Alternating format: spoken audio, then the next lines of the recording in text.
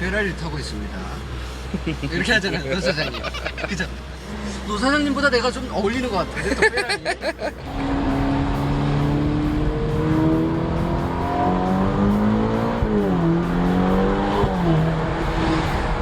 근데 이게 터보렉이 없다고 했는데 약간의 터보렉이 느껴지긴 하네요. 고RPM에서 오히려 렉이 없는 느낌.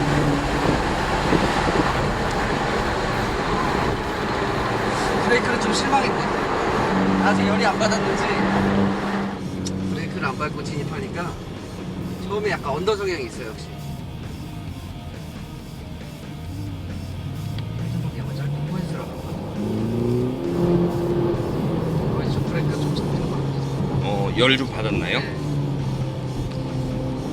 저 뒷바퀴가 좀 늦게 따라왔는데 아 내가 컴포트를 넣었구나. 아 여태까지 컴포트로 주행을 했어요. 아 어쩐지 너무 스포트하고 뒤가 좀 안 따라오는 느낌인 것 같아.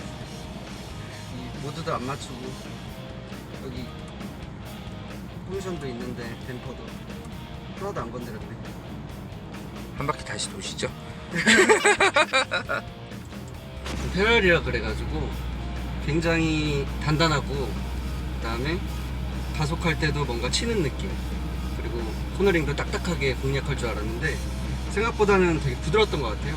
서스펜션도 부드럽고, 그리고 좀 실망적인 거는 브레이킹이 생각보다 많이 밀리더라고요. 세라믹이라 그런지 그런 부분은 많이 아쉽고, 그 다음에 일반 모드 컴포트를 놨을 때 좀 언더스티어 성향이 기본적으로 코너에서 있고, 또 오버로 진입하려면 브레이킹이 필요한데 브레이킹은 좀 답답한 느낌이고요. 그런 부분은 좀 아쉬운 것 같아요.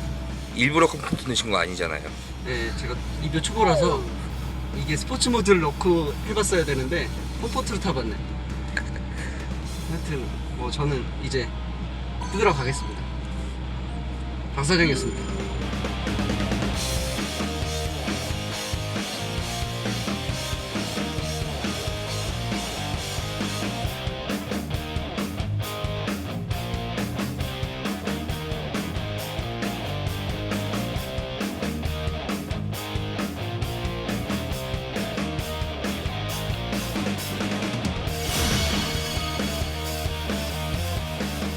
안녕하십니까. 로보스 인더스트리 노 사장입니다. 네, 레이브 모터스 박 사장입니다. 자, 오늘은 저번 주에 이어서 다시 페라리. 네, 자, 이 차는 그러면 저번 주에 했던 우리 포르토피노랑 다 똑같지? 다 똑같은데 이제 엔진은 거의 같다고 할 수 있고 응. 같은 계열 엔진이 들어갔어요. 응. 근데 차체는 완전히 다르다고 볼 수 있어요. 비슷해 보이는데? 비슷해 보이는데 이제 다른 부분들이 많이 있거든요. 그럼 엔진부터. 엔진은 완전 똑같은 엔진? 이제 압축비만 조금 낮아요. 마력은 높던데. 마력은 높은데 이 압축비를 낮추면서 그러니까 얼마나? 고급스러운 엔진 필링을 이제 위해서 낮춘 것 같아요. 필링. 네. 감각. 네. 그러니까 감성적인 필링. 네. 그래서. 그 지난주 같은 그 포르토피노 같은 경우에는 이제 포르토피노. 포르토피노, 예, 다 돼. 포르토피노. 어. 네, 그거 같은 경우에는 9.5대 1의 압축비를 갖고 있었는데 터보 엔진이 9.5대 1이면은 뭐 요즘 치고는 뭐 흔한 방식 아닌가? 보통의 경우에 그냥 뭐 딱 직분사를 더 하려면 사실 막 9.8대 1까지도 네. 가도 되고 뭐 10.2 10.2대 맞아요. 1까지도 가는데 네. 근데 페라리 일반 NA 엔진들이 보통 압축비가 12.8 네. 뭐 F12나 파리니 슈퍼패스도 13.4대 1 막 이러는데 거의 그런 거 이제 경주차 같은. 근데 그런 거에 비하면 엄청 압축비를 많이 안 쓰는 네, 거잖아요. 엄청 낮춘 거예요. 그러니까 엔진이 굉장히 부들부들하네. 네, 그래서 그런 컨셉 때문인지 아니면 뭐 배기관이라던가 마력을 더 추가하는 마력을 더 올리려고 했던 건지 모르겠는데 9.4대 1로 0.1을 낮춰요.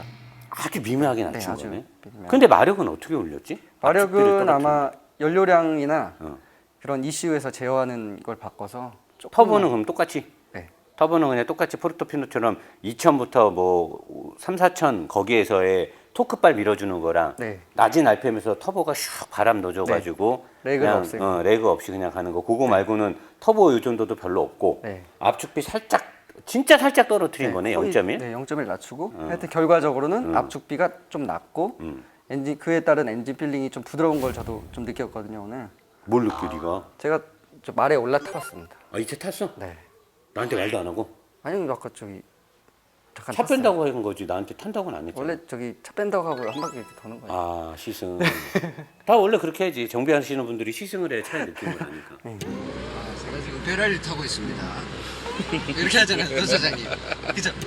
그러면 이 관도 우리가 그때 얘기했던 것처럼 네. 이쪽으로 들어온 흡기가 네. 이렇게 하고 일차 여기서 터빈으로 해가지고 네. 밑으로 가서 얘도 그럼 순행식 없네? 네, 얘도 공냉식. 순행식 없이 그냥 이쪽으로 가서 공냉식 전치식을 해서 네. 이쪽으로 와서 다시 이렇게 들어가고 네. 여기서 드로틀해서 그냥 바로 들어간다. 네. 뭐 페라리 NA 엔진처럼 이 안에서 뭐 우리 말하는 챔버 뭐 이런 기술 없이 그냥 민 바람으로 그냥 강제로 다 때려 넣겠다. 네, 그렇죠.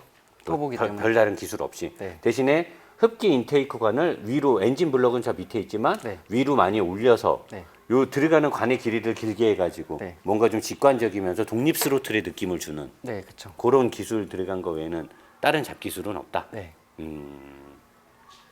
보통 8기통들이 박사장 실린더가 이렇게 8개가 있으면 네. 움직일 때 얘네들이 다 이렇게 여러 개가 1, 3, 4, 7, 8, 9 막 이렇게 움직이지. 네, 복합적으로 예, 약간 어. 순차적으로 움직이죠. 순차적으로. 근데 얘는 정확하게 두 개가 같이 움직이더라고. 네. 탕탕, 이쪽도 탕탕. 네. 탕탕탕탕탕탕. 그래서 플랫 크랭크 축 네. 180도. 그 플랫 크랭크 축을 쓰는 이유가 뭐야? 페라리가 지향하는 거는 우선은 보면 플랭크레크 쪽은 그 엔진의 필링이라든가 진동, 소음에 있어서는 불리할 수 있는데 불리하지. 확실히 불리하지. 근데 이제 고RPM으로 갈수록 그 엔진의 피스톤 움직임은 굉장히 서로 빨라지고 복합적으로 하다 보면 겹쳐지는 부분이 생길 수가 있잖아요. 엉키는 그렇지, 부분들. 이렇게 그 압축해서 점화를 할 때게 이제 저기 로킹이 날 수도 있고 이쪽이랑 점화가 꼬일 수 있는 거잖아. 그렇죠. 약간의 그런 정밀 제어를 한다고 하지만 그런 부분이 어려울 수 있잖아요. 고RPM으로 갈수록. 그러니까 예를 들어서 2개씩 점화를 시킨다고 하면 2가지 점화만 되잖아요. 나눠서. 그렇게 되면은 고RPM으로 갈수록 꼬임이나 이런 게 훨씬 적어지고. 그러니까 대신에 플랫이니까 네. 부드럽게 움직이는 게 아니라 탕탕 치니까 고RPM으로 가면 갈수록 더 내구성 잡기는 어려울 거 아니야. 사실 부드럽게 하는 게 내구성 잡기가 더 좋은데 얘는 탕탕탕탕 주고받는 엔진인데 네, 맞아요. 근데 이걸 9천까지 가려면 되게 기술이 필요한 거 아니야? 그렇죠. 그래서 고RPM을 쓰기 위한 어떻게 된 방법이에요. 일종의 어떻게 보면. 그럼 포르쉐도 그런 원리인 거네. 네, 맞아요. 플랫 크랭크 축을 쓰는 이유가 네. 고RPM을 쓰기 위해서. 맞아요. 그래서 포르쉐나 페라리가 엔진 질감이 약간 좀 거칠구나. 그렇죠. 고RPM으로 갈수록 마치 나사가 하나 풀려서 떠는 것처럼 그렇지. 점점 그런 진동이 가지잖아요. 소리도 나고. 크랭크 축의 장점이자 단점. 네. 오늘도 그렇지만 또 족같은 설명. 네. 스포츠카를 만드는 회사로서 지향하는 바가 명확한 명확하다는 거죠. 거죠. 그치. 네, 명확한 거죠. 우리처럼 줏대가 있는 거야. 네, 맞아요. 누가 지오메트리 단어 쓰지 말라는데 우리는 끝까지 쓰잖아. 네. 이렇게 되면 고RPM에서의 지오메트리가 좋은 거네. 그렇죠. 그렇지? 지오메트리가 좋은 거 맞고. 네. 자, 그리고 아니 플랫폼이 지금 나는 좀 비슷해 보이는데 달라? 뼈다구가? 걔도 그때 뼈다구가- 휠하우스가 없었잖아. 네. 여기 휠하우스 없이 네. 뼈대에다 그냥 하고 여기 아무것도 없으니까 그때 박 사장이 뭐라 그랬어?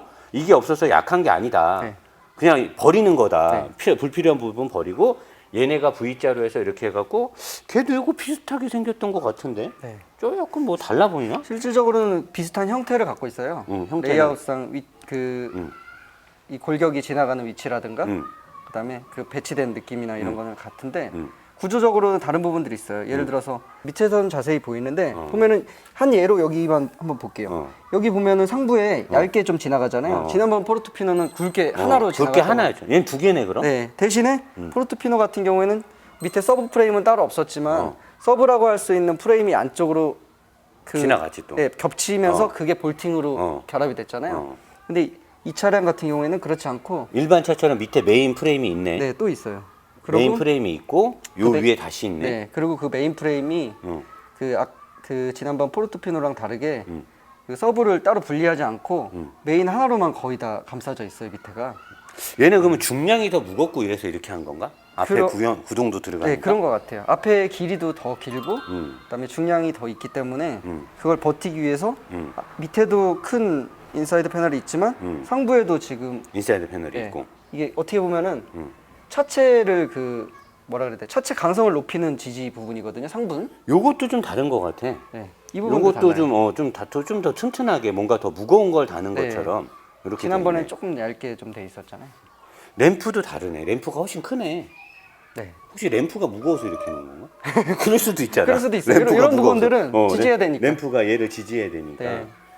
요거는 지금 에어가 들어가는 선이야? 전기가 들어가는 선이야? 이거는 전기로 봐야 돼요. 전기? 그럼 얘도 마그네틱 라이드 컨트롤러처럼 전기 신호에서 네. 감압 댐퍼. 네. 근데 아까 밑에 보니까 호수 같은 것도 들어가던데? 네. 댐퍼로? 이 차량 같은 경우에는 차량 높이를 조절할 수 있는 아, 차고 조절. 네, 일종의 에어 방식의 리프트 기능을 가진 아, 그래서 밑으로 호수가 들어간 거구나. 네, 댐퍼가 그러면 들어가 있어요. 걔는 스프링을 늘리는 게 아니라 스프링 끝단에 설치해서 에어를 충진시켜서 차고를 올려주는 역할하고 내려주는. 걔는 승차감하고는 별개지? 승차감은 별개예요. 별개인데 그냥 차고 조절. 높이만 되는 그리고 장치가 있는 얘는 댐퍼의 감압 조절. 네. 감압 조절. 그때 포르토피노는 박 사장이 전동식 모터가 크게 들어갔다고 스티어링에. 네. 얘는 이 그림이 있네? 네, 얘는 이거 지금 옛날 차들에 있던 기계식 그냥 파워 스티어링이에요. 유압식. 네, 유압식. 그러면 이 유압을 돌려주는 게 또 있는 거야? 유압 펌프가? 펌프가 저쪽에 풀리에 연결이 돼 있어요. 풀리에? 네. 저 끝에? 반짝반짝이는 거. 반짝반짝하는 거? 네.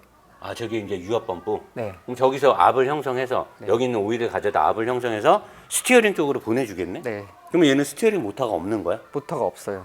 그럼 오리지널 페라리의 이 스티어링 느낌이 나겠네? 네. 늘 써왔던 그 갈고 닦았던 그 실력. 네, 유압식 파워 스티어링으로 세팅이 돼 있고 최근 왜 얘는 그렇게 했을까? 488이나 네. 포르토피노나 F12는 아니 그 811 슈퍼패스트는 전동식으로 갔는데 얘는 왜 유압식을 썼을까?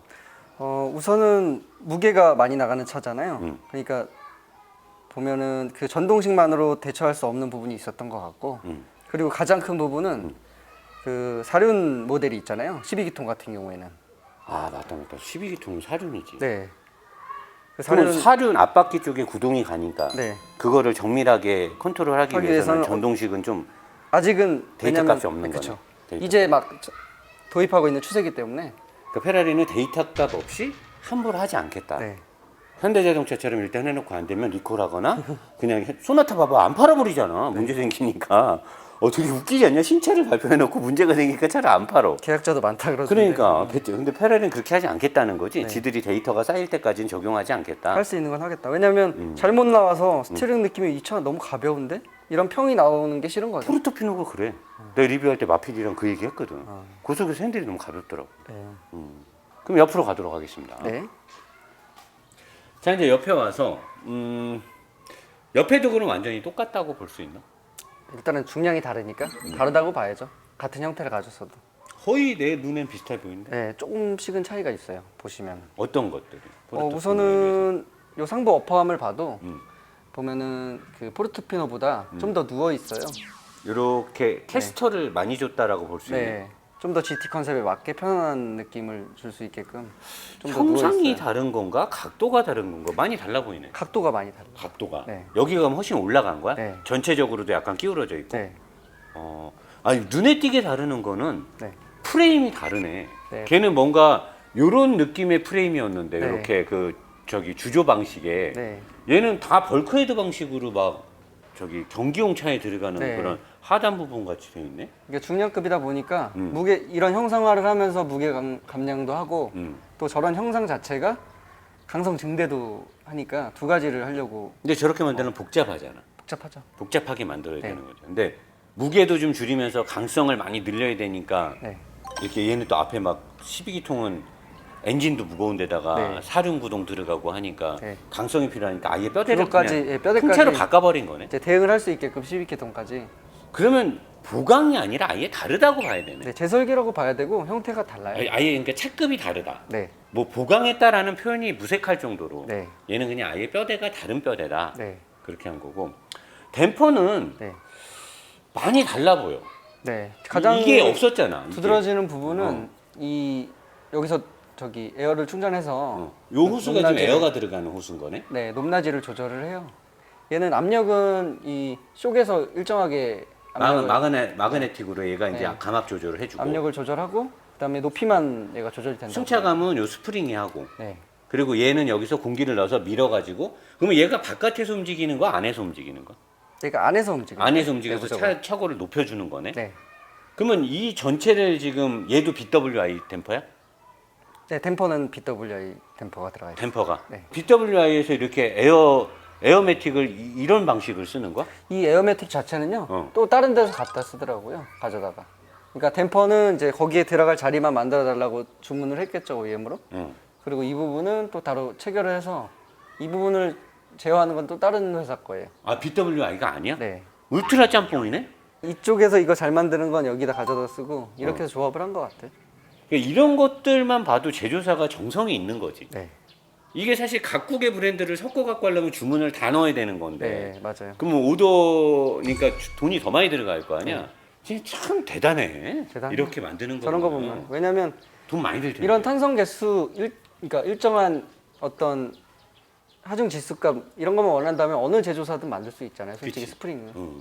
근데 꼭 잘하는 데다가 맡기는 걸 보면 대단해요. 그런 거 보면. 혹시 얘네가 룸빵에서 뭐 이렇게 짬짬이가 있는 그러니까 건 모여가지고 지들끼리 하고. 너 먹고 야 이거는 네가 2차 나가라 다음에 내가 나갈게 그랬을 수도 있어. 모르는 지들끼리 좀 짬짬이 해가지고 그지? 네. 그러면 이제 요거는 댐퍼가 프로토피는 다르고 캐스터 각을 많이 준 네. 어퍼함이 있고 로우함은 똑같나? 로함은 이제 보니까 거의 똑같은데. 거의 같아요. 같은 위치고 삼각대가 이렇게 트레일링함을 할 수 있는 텐션 스트랩방을 앞으로 주고 네. 뒤에 일자 지지대는 뒤쪽에 있고 그러면 지금 이 브레이크도 거의 같은 걸 쓰나? 얘가 좀 더 지금 커 보이기도 보면은 하고. 얘가 조금 더 두껍고 두꺼워 더- 이게 티가? 예, 네, 티가 두꺼워요. 그때 걔도 두꺼웠는데 근데 더 두꺼워요 얘는. 얘가? 네. 얘는 지금 한 37T 정도 되네. 네. 36.85. 그때 그 포르토피노는 34T 정도 나왔어요. 거짓말 안 해. 네가 그걸 어떻게 알아? 아 진짜 봤어요. 제가 확인해 봤는데 어. 제 기억엔 그래요. 34T 정도. 그럼 얘보다 한 3mm 얇은 거네. 네. 얘는 한 38T. 아, 3mm 정도 얇은 3mm 거. 정도. 그리고 무게도 근데 이렇게 지금 무게도 얘는 보니까 약 7kg 적혀 있네. 약 7kg. 엄청 가볍네. 엄청 가벼워. 이게 한 14kg, 15kg 정도 나가거든요. 그렇죠. 보통 스틸 브레이크면. 실제로, 네. 엄청 그리고 가볍구나. 투피스로 해도 한 12kg 이 그치. 정도밖에 안 무조건 되는데 11은 넘지. 이제 카본이 되니까 7kg. 세라믹 들어가니까 7kg가 살짝 안 되는 거네. 네. 그러니까 6,940g. 포르토피노는 아마 6kg가 안 됐던 거 같아요. 거짓말 안 해도 이게 뭐 말만 다 뱉어 그냥. 맞아요, 진짜로. 걔도 그랬던 것 같아요. 이만했는데 네가 그걸 어떻게 알아? 걔는 여기가 작잖아요. 그러면 1kg가 차이 난다고? 얘가 좀 더 크기도 큰 거 그럼 같고. 얘가 6kg, 7kg고 걔는 6kg라고? 네. 확실해? 네. 내기할래? 하시죠. 짬뽕. 가시죠. 짬뽕. 가시죠. 예. 그래? 좋아요. 짬뽕? 네. 오케이. 너는 확인해 보다가 나중에 내가. 그러면 얘가 디스크도 더 크고 두께도 더 두껍다. 네. 그거는 이거로 중량 때문에. 네. 중량이 얘가 더 나가니까. 맞아요. 이런 부분도 있을 거예요. 포르토피노보다 뒤가 더 무거운 걸로 알고 있거든요. 54대 46? 이 얘가 정도 54대 46. 나오잖아요. 보면은 얘를 주행해봐도 그렇고 조금의 차이이긴 한데 얘는 코너전에 앞쪽으로 하중을 많이 쏟아줘야 되거든요. 일시적으로. 그런 후에 오버스티어를 유도해서 타는 게 잘 타지거든요. 운전이. 그래서 앞브레이크를 더 세게 들게 한다. 네, 제동 성능을 훨씬 더 필요로 해요. 앞쪽이. 포르토피노보다. 네.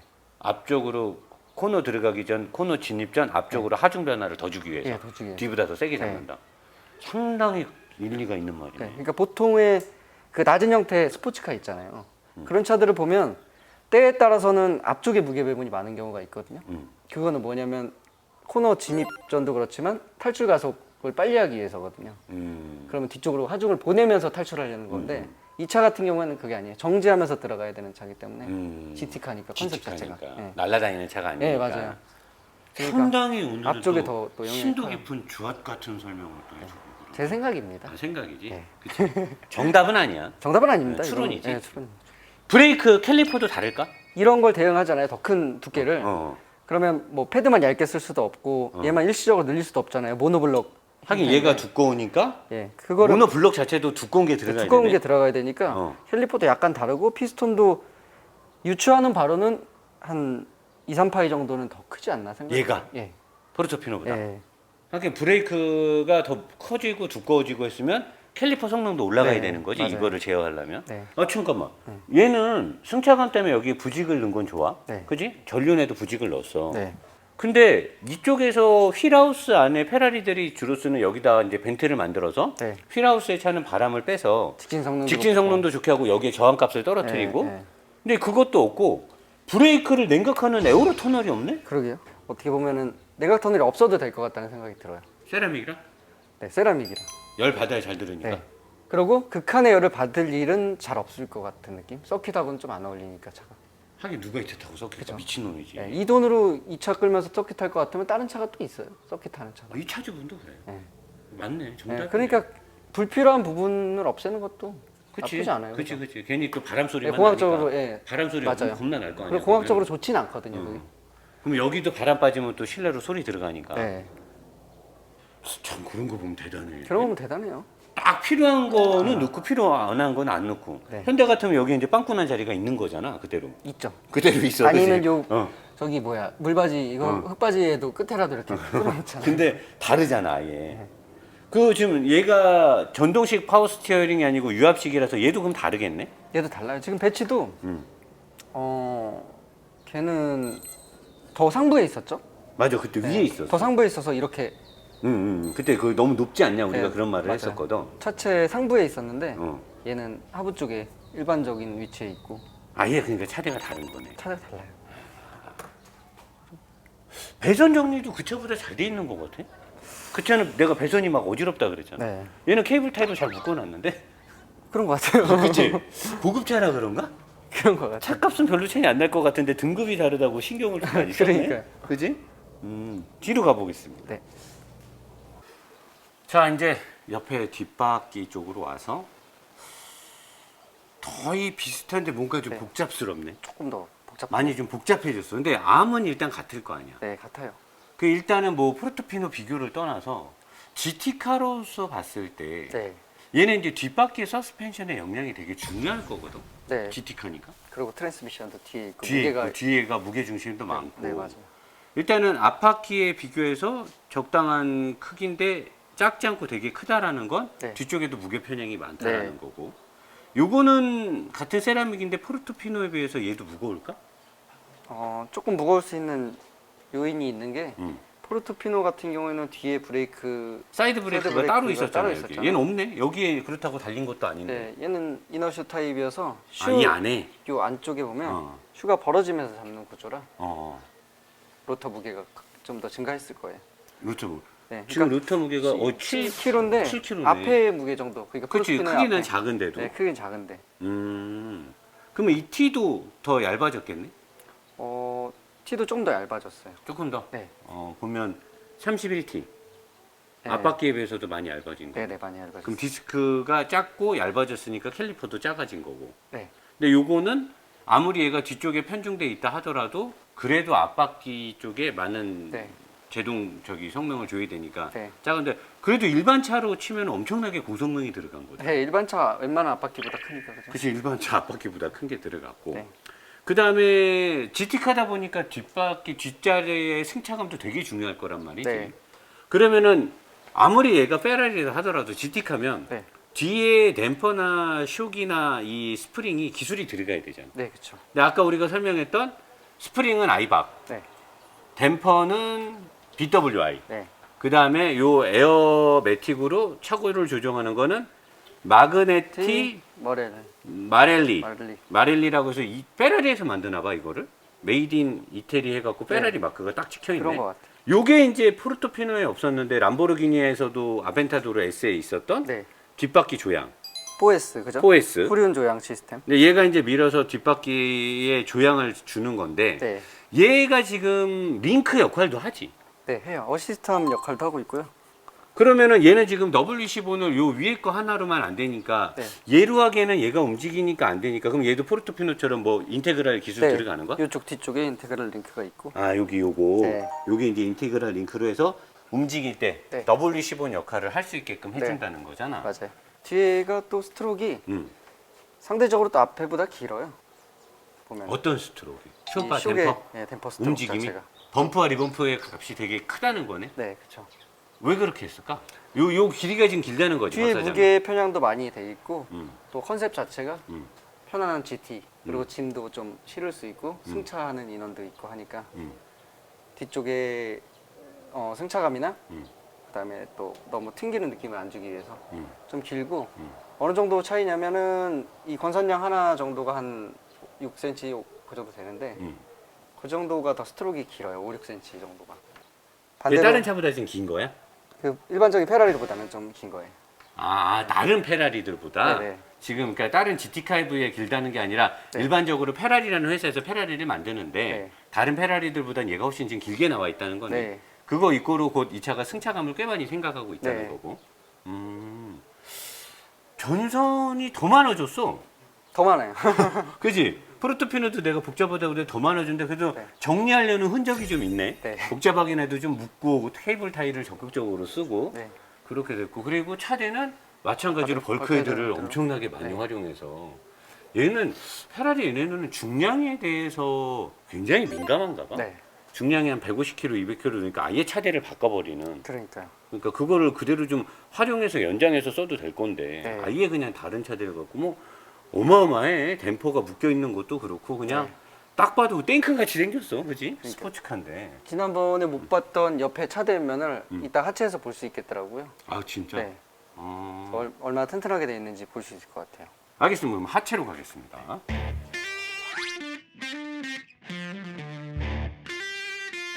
자 이제 밑으로 와서 먼저 우리가 네. GT카를 네. 놓고 일단 얘기를 한번 해보자고. 네. 자 페라리는 그때 다른 페라리에서도 마찬가지로 서브 프레임의 개념이 별로 없었잖아. 네. 그럼 얘는 지금 얘가 메인 프레임이란 말이야. 네. 그런데 두 개로 가네. 여기 하나 있고 저 위에 있고 네, 맞아요. 위에 있고 두 개로 가고 갈라져 있지 않고 두 개인데 하나로 있고 벌크헤드 모양으로 네. 그 일반적인 주조 우리가 다른 근데 사실 벤츠 S클래스나 벤틀리 같은 것도 이런 중요한 데는 다 이렇게 벌크 모양으로 돼 있었잖아. 네. 이렇게 해야 강직성이 강도가 네. 세지는 거지. 경량 소재를 쓰면서도 강성을 유지하기 위해서는 강성을 유지. 특수한 구조가 필요한 거예요.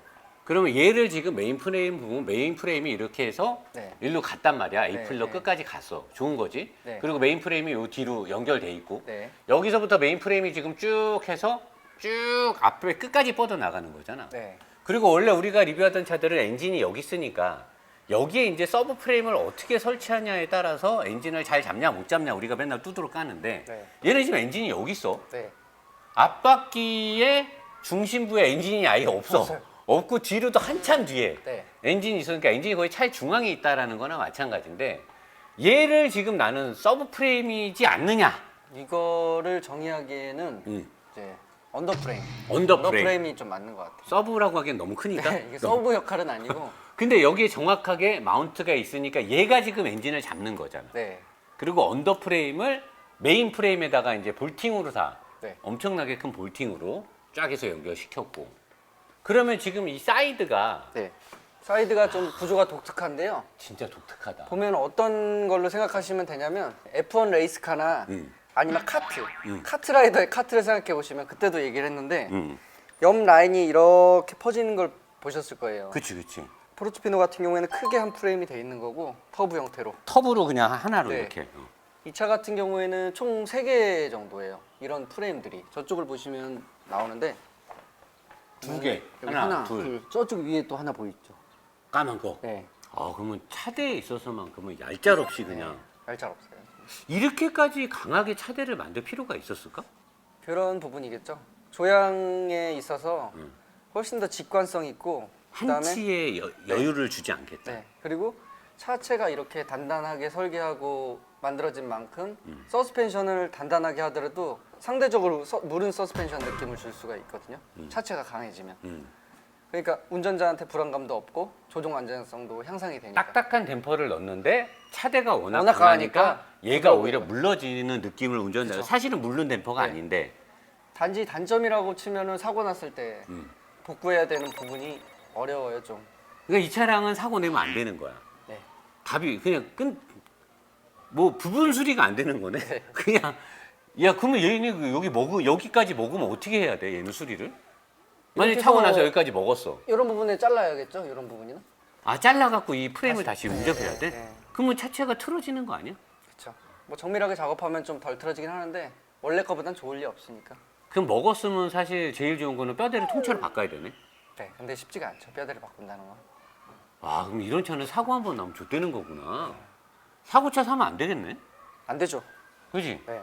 아 사고차는 절대 사면 안 되네. 야 이 댐퍼가 진짜 두껍다. 네. 장난 아닌데 이거 내 거는 네. 애기네. 여기다 갖다 대면 애기야.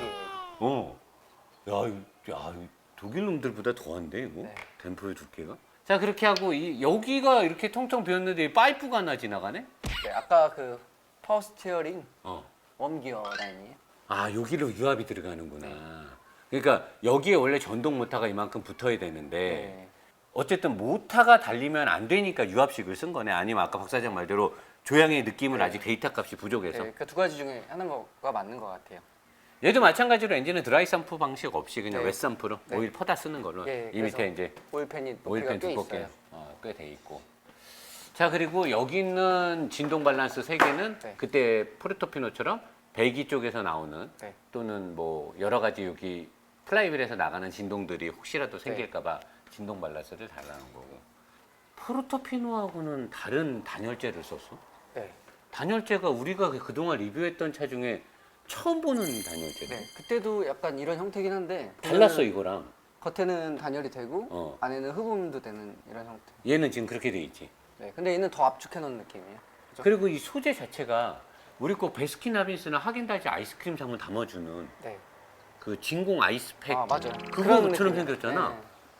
우리 그동안 리뷰했을 때 이런 소재로 돼 있던 차 없었어. 그러니까 조금 느낌은 이래요. 뭐냐면 첫 번째로 단열이 되고 어. 두 번째로는 받은 열을 쿨링하는 느낌. 그러니까, 그죠? 그러니까 그 느낌이 있어요. 아이스박스 안에 예. 들어가는 그런 소재가 들어가 있네.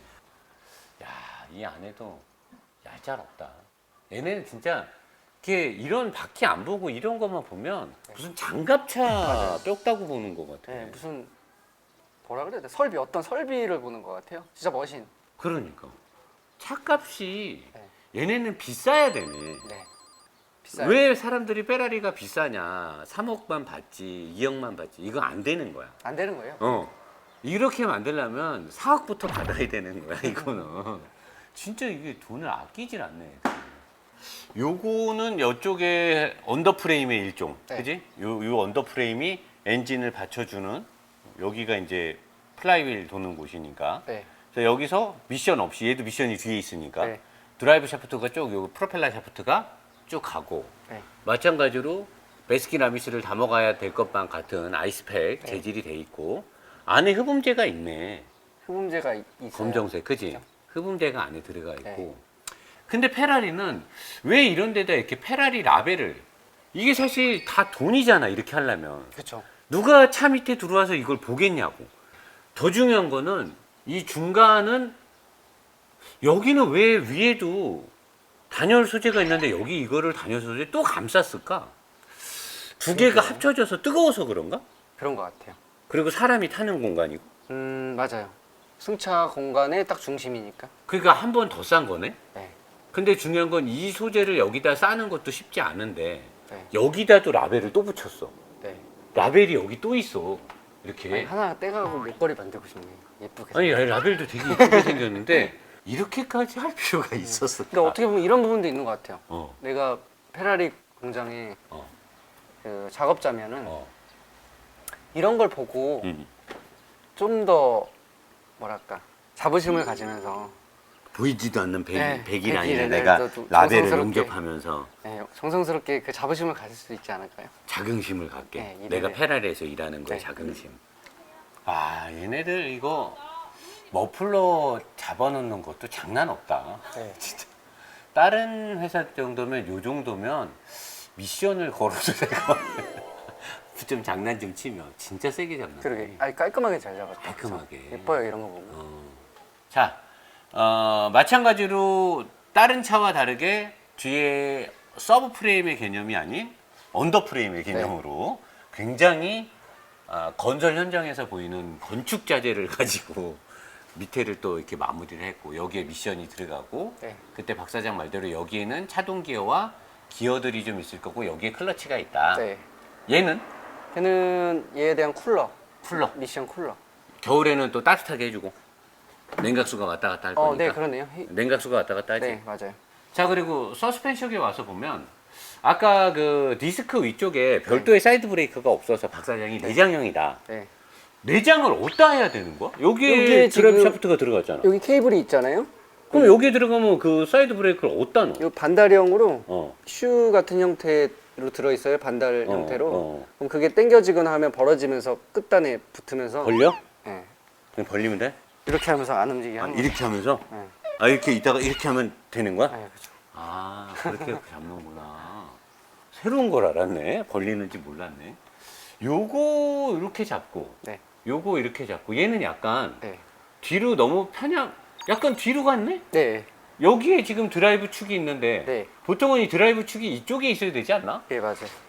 근데 왜 이 서스펜션을 이렇게 뒤로 뒤편향을 시키고 드라이브 시프트가 앞에 있게 했을까? 그러니까 앞쪽에도 앞편향을 시켰잖아요. 뒤쪽에도 뒷편향을 시키면 운동 범위 지점이 더 넓어지는 거죠, 사실. 차대가 세니까 네, 최대한 서스펜션을 바깥으로 미는 거잖아. 네, 그쵸. 끝에서 서스펜션이 움직여도 네, 잘 잡을 자신이 있으니까. 네, 그러니까 이게 차대가 좋다는 거지. 맞아요. 그리고 그런 부분도 있고 음. 또 예전에 전륜을 보면은 앞에 출력축이 있으니까 뒤에서 받아주는 입력축으로 됐잖아요. 그거 거꾸로인 거예요. 여기에 출력축이 이쪽에 거꾸로 있으니까 이쪽이 입력축이 되는 거죠. 서스펜션을 받는, 그리고 이렇게 동력을 해놓으면 받는. 얘가 바깥에서 포진돼 있고 움직이는 바퀴들이 안쪽에 있으니까 서스펜션이 움직일 때 바퀴가 굉장히 딱딱하게 잡혀갖고 흔들림 없이 움직인다는 느낌을 운전자가 느낄 수 있지. 네, 우직하게 이 바퀴 하나쯤은 우리는 껌이야. 바퀴 하나 더 붙여도 돼. 요 바퀴 하나의 무게는 맞아요. 내가 갖고 다니기에는 얘는 너무 가벼워. 그러니까 신발은 엄청 가벼운데 허벅지는 진짜 두꺼운 그러니까. 거죠. 아, 또 그걸 몰랐네. 이렇게 뒤로 하면은 바깥쪽에서 안쪽으로 바퀴를 잡는다는 걸 몰랐네. 딴쪽으로 서스펜션의 에너지가 집중이 될 거 아니에요? 그렇지, 그렇지. 그리고 그때도 얘기했듯이 출력축이 뒤에 있잖아요, 더 서스펜션보다. 그러니까 출력축 그러니까 받는 쪽이 되는 거예요, 앞쪽 서스펜션이. 그렇지. 엔진은 앞에 있지만 출력을 실제로 받는. 힘은 여기서 나가는 거니까. 네. 여기서 힘이 나가니까. 자, 이 루쏘 네, GTC4 루쏘 박사장은 하체를 보고 아까 또 차도 잠깐 몰아보고 왔잖아. 네. 어떻게 생각해? 우선 이 몰아보게 해주신 차주님께 너무 감사드리고요. 차는 정말 편하더라고요. 그리고 서스펜션을 봤을 때도 뭐 스트로크 세팅이라든가 또 하체, 그러니까 서스펜션 하체 구조나 댐퍼에 봤을 때 좀 더 무를 수 있는 세팅들 있잖아요. 그러니까 아래가 더 두껍고 위 잡아주는 부분들이 더 얇은 그런 세팅들이 있으니까 좀 편안함을 잘 유지한 것 같고 이 차의 컨셉하고 아주 잘 맞는 거예요. 페라리 하면은 일반적으로 그 시청자들은 보통 굉장히 강력한 차, 굉장히 어려운 차, 그다음에 불편한 차라고 생각할 수 있잖아요. 근데 그런 것보다도 편안한 차, 그러니까 페라리에서도 이렇게 만들 수 있구나 이런 생각이 들고 완성도에 있어서도 뭐 단열이라든지 원가적인 부분도 생각 안 하고 만드는 거 보면 뭐 제가 볼 때는 나는 한 가지 바람이 일반적으로 차를 좀 좋아하는 남자들이 네. 또는 여자가 됐던 이 차를 좀 다들 근데 그런 계기가 없으니까 네, 이런 차를 좀 몰아봤으면 좋겠어. 그러면 진짜 공학적으로나 네, 뭐 설계적인 측면이나 소재라는 측면에서 아 이게 제조사가 정말 돈을 벌어먹기 위해서 만드는 차가 아닌 네, 달리기와 어떤 이런 거에 타협 없이 차를 만들면 이렇게 만드는구나. 그리고 이런 느낌으로 차가 노 사장이 말하는 원투 트리플 악셀이 되고 뭐고 노 사장 저 새끼 맨날 차만 타면 뭐 집을 알루미늄으로 짓고 살아라 나한테 막 그러거든 사람들이. 근데 이런 차를 타보면 이게 정말 자꾸 내 차도 아니지만 이런 차 살 돈도 없지만 눈이 올라가는 거지. 눈높이가 맞아요. 너무나 설계를 잘 해놨잖아. 네, 그리고 진짜 과할 정도로 막 하니까. 네, 그래서 나는 정말 일반적으로 차를 좋아하는 매니아들이 우리의 어떤 사회적인 거나 어떤 뭐 좀 잘 나가는 기업들이 이런 체험 현장을 좀 많이 만들어서 네. 이런 고성능차 잘 만들어진 차를 타볼 수 있는 기회가 좀 있어야 되지 않겠나. 아무튼 뭐 오늘은 박 사장이 네. 정말 노력해서 여러분들한테 하체도 많이 보여주고 자기가 또 잠깐 시승도 하고 와서 느낌을 담아갖고 이 하체 오리기를 했기 때문에 오늘 같은 하체 오리기 아주 좋고 네. 오늘도 고생하셨습니다. 네, 고생하셨습니다. 네, 둘, 셋! 프락셀 하겠습니다. 감사합니다.